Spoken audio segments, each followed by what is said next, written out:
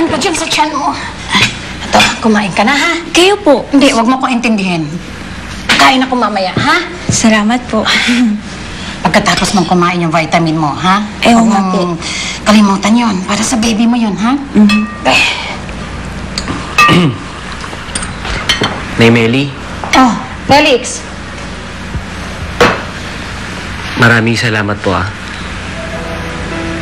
Para saan? sa pag-aalaga niyo sa amin ni Joy kahit hindi niyo kami tunay na anak. Tsaka kahit naging pasaway ako dati. Hindi ka ba nilalagnat, Felix? Nay Meli naman. Tatanong lang ako. Ako, Nay. Ang ibig sabihin po ni Kuya Felix, makakaasa po kayo na magiging mabuti po kaming anak. Yun po ibig niyang sabihin. Ay, tingnan niyo nga naman, ano? Ako na yung pinakamaswerteng ina sa buong mundo. Isipin niyo, hindi ako nanananak, pero tumadami yung mga anak ko. At nakadagdagan po ako.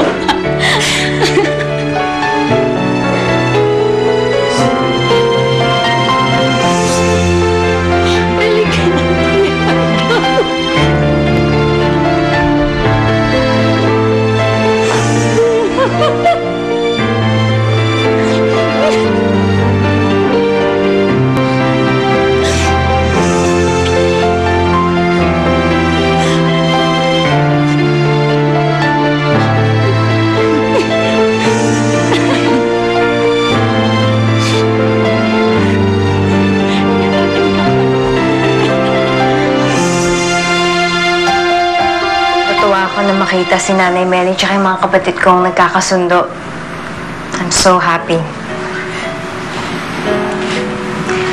Xavier, I'm really sorry for everything. Hindi mo kailangan mag-sorry, Marge. Ayoko kasing saktan ka eh. Mas masasaktan ako kung malulungkot ka para sa akin.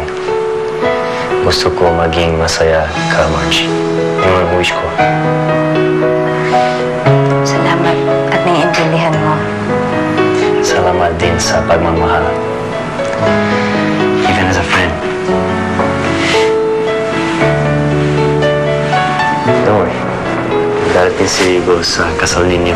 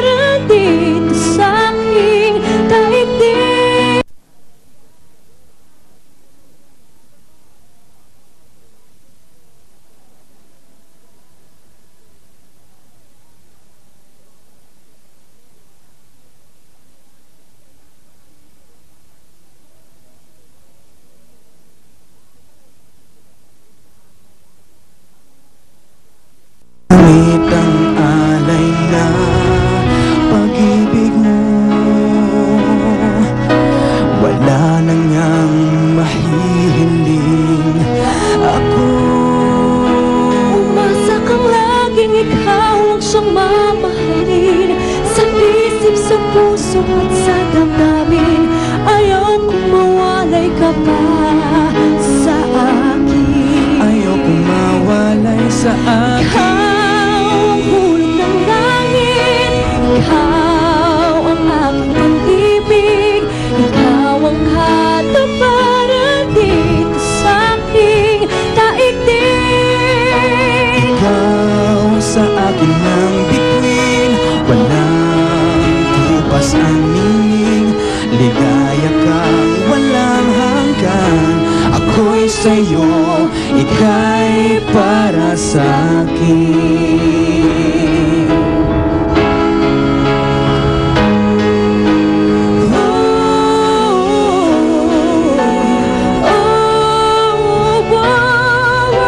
Ikaw ang hulog ng langit, ikaw ang aking pag-ibig, ikaw ang katuparan dito sa aking daigdig. Ikaw sa akin ang bituin, walang kupas ang ningning. Ligaya kang walang hanggan. Ako'y sa'yo, ika'y Para